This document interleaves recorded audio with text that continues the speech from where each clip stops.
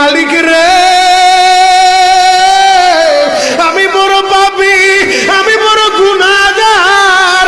ও দয়ার আল্লাহ, আমি 10 বছর তোমার গোলামি করি নাই, আমি 20 বছর গোলামি করি নাই। আল্লাহ, আজকে মনিরুল ইসলাম শরীয়তপুরী আমার ভাই শোনা গেছে তোমারে বন্ধু বানাইলে ওই জান্নাত পাওয়া যাবে। মালিক রে, তুমি আমারে দাও না মাফ কইরা। যুবক রে, যদি কেউ আল্লাহরে বন্ধু বানাইতে পারে তার কোনো আর চিন্তা নাই, তার চিন্তার কারণ নাই গো বাবা।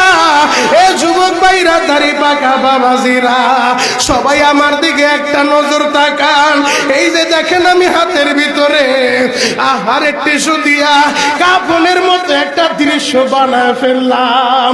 এমন একটা কাপড় আপনার শরীরে একদিন উঠে যাবে, আমার শরীরও একদিন উঠে যাবে। ও চেয়ারম্যান ভাইরা, ও মেম্বার ভাইরা, ও নেতা ভাইরা, ও আলেম ভাইরা, এখন কাঁদতে বলছি, শুধু কাঁদবা। জীবনে কত জায়গায় আমরা গোসল করলাম। আহারে, কক্সবাজার ঘুরতে যাইয়া সমুদ্রের ভিতরে গোসল করলা, কুয়াকাটায় ঘুরতে যাইয়া সমুদ্রে গোসল করলা।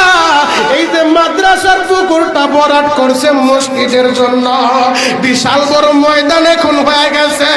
এই পুকুরের ভিতরে কত মানুষ গোসল করছে, আবার পিছনে একটা বিরাট পুকুর হয়ে গেছে, ওই পুকুরে কত মানুষ গোসল করবে। ও সোনামুখীর বাবা গো, তোমার বাড়িতে নিজের টিউবওয়েলে কতদিন তুমি গোসল করছো? তোমার বাড়িতে দামি একটা গোসলখানা বানাইছো, বিদেশি ঝর্ণা লাগাইছো, ওই ঝর্ণার পানি দিয়ে তুমি আর আমি গোসল করি। এমন একটা দিন তোমারও আসবে, এমন একটা দিন আমারও আসবে। আহার, ওই ঝর্ণার পানির গোসল আমার হবে না, পুকুরের পানির গোসল হবে না, আমার আপনার একটা গোসল দিবে। কেমন গোসল দিবে জানেননি? বড়ই পাতার হালকা গরম পানি দিয়া।